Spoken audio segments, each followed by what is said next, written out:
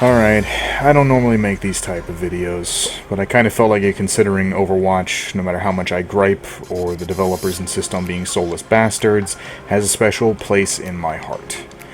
Before I start, I need to make sure it's clear. I agree with updates, change, etc. and beyond, however I do believe there are times the old adage, if it isn't broken, don't fix it, does also apply. If anyone isn't aware at this point, Activision Blizzard, AB from now on, for time's sake, has recently been purchased by Microsoft, or Microsuck, preferably from now on. What does this mean? Honestly, I think it means a lot, but that comes into play a little later. Overwatch has been in operation for a while now, and it's had ups and downs like any shooter, such as the original Overwatch formula being a free-for-all. I know this is a hard spot for a lot of people, but there was a reason that the queue had warning labels saying only one tank, low healing, and the almost never seen low damage notifier. The game was designed for 2 of each class, which was fixed with the introduction of role queue, which seems to get hate from older players. Quick Play Classic still exists, so frankly, go there if you don't like the proper formula.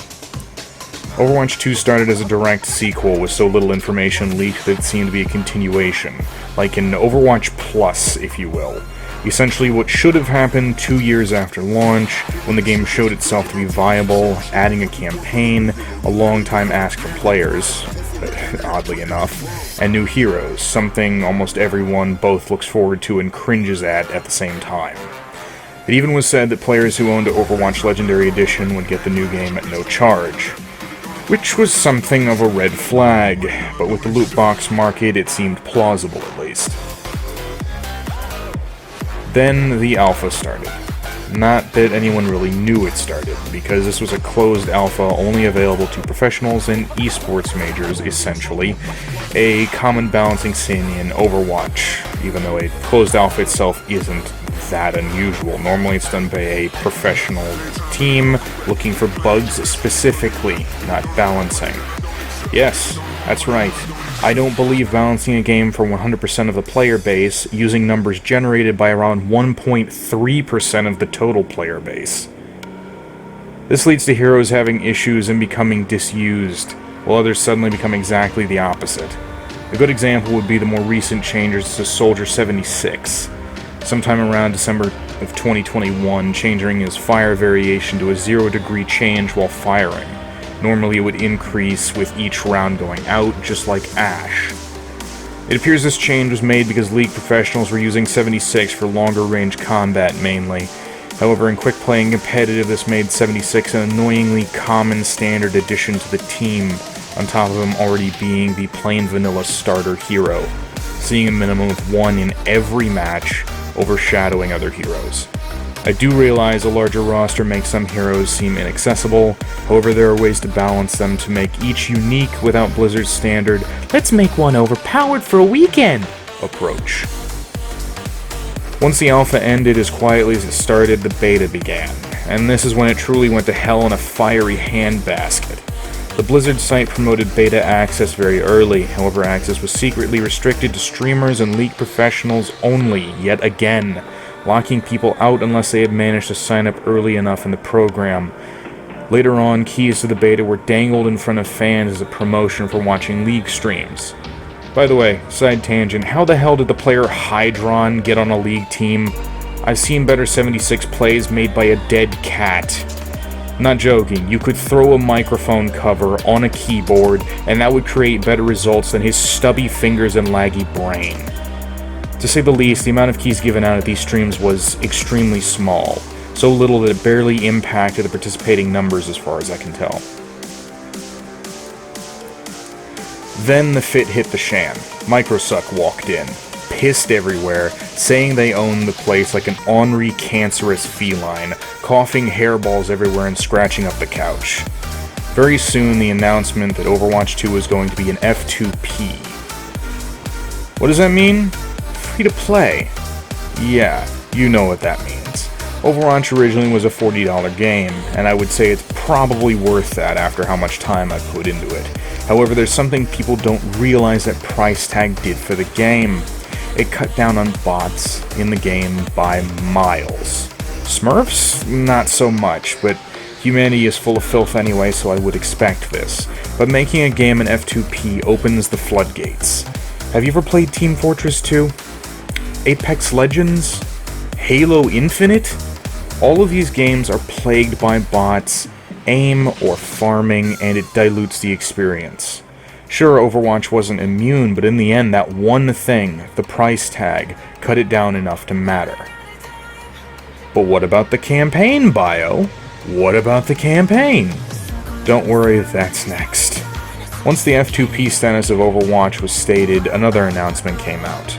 The campaign wouldn't be released as one piece like a normal game with a price tag would do. It would be episodic, alongside the seasons of the multiplayer component. Now what does this bring to mind? That's right, Apex Legends. Respawn tried this formula before in its F2P shooter, and honestly, I only forgive it because it was free. In 2 seasons, Respawn released episodic mini-campaigns with in-universe lore and mechanics. These were, honestly, the best thing in Apex. I personally loved them, but they ended after 2 seasons. Inaccessible and lost to the ether, replaced by a literal comic book you collect one page at a time. Why not do what Halo Infinite did and charge a separate price for the campaign as a whole? Something tells me the developers of Overwatch 2 will abandon the campaign partway through, either because there isn't enough of a real player base to bother, or Microsoft yanks them off of it because it's eating into their profits. This is a legitimate fear of mine, because while Overwatch does literally nothing to tell the lore of its universe, it is there. I enjoy it, and the characters are interesting. It deserved a story mode of its own from the beginning, but Activision never bit on that idea, and now Microsoft is simply using it as a carrot on a stick to try and bring in new players or entice old players back in, fooling them for a short time before leaving, having seen that Overwatch 2 is only there to steal from them anymore. Okay, now I've gotten past the drama, kind of. I do want to talk about one more thing I touched on earlier, the pure mathematics.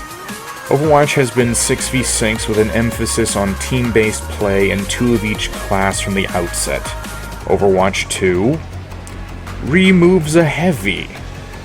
I'm going to be honest, I don't understand this. Why not make it 5v5 by removing a DPS player?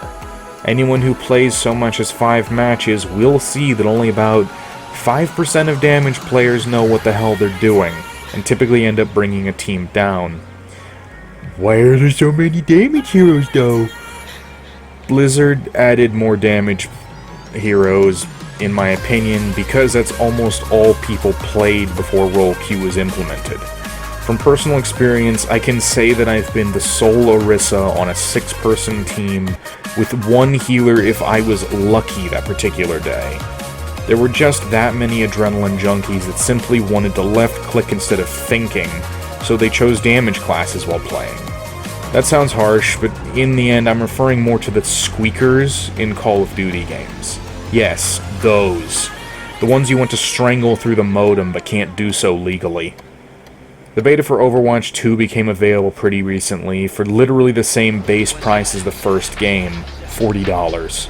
They're selling an F2P Games beta for $40. This is worse than Steam Early Access, I swear. An unnamed doofus decided to purchase not only 1 copy of this beta for himself, but 1 for me as well, and I have now played it. It's a shit show. I can't say I didn't have fun, but there's some serious issues I can see. There are only 3 shield heavies in the game now so far, those being Sigma, Winston, and Reinhardt. That's right, Orisa is now a dive heavy. Thanks for stepping on my soul again after nerfing her to uselessness in Overwatch 1. Past this, there are legitimate concerns I have. Player speed is lowered greatly in Overwatch 2. About 2/3 of that in Overwatch 1 as far as I can tell, and bullets are also slowed, which I don't know, that just seems strange to me. If anyone doesn't know, the 5v5 formula of Overwatch 2 is not in actuality intended to be more fun. Yeah, I know. Big surprise. Corporate people don't want you to have fun. This change is intended to speed up matches and make it easier to roll a team and push further before the enemy can retaliate. This brings down average match time and is intended to make the game seem quicker paced. This is an illusion.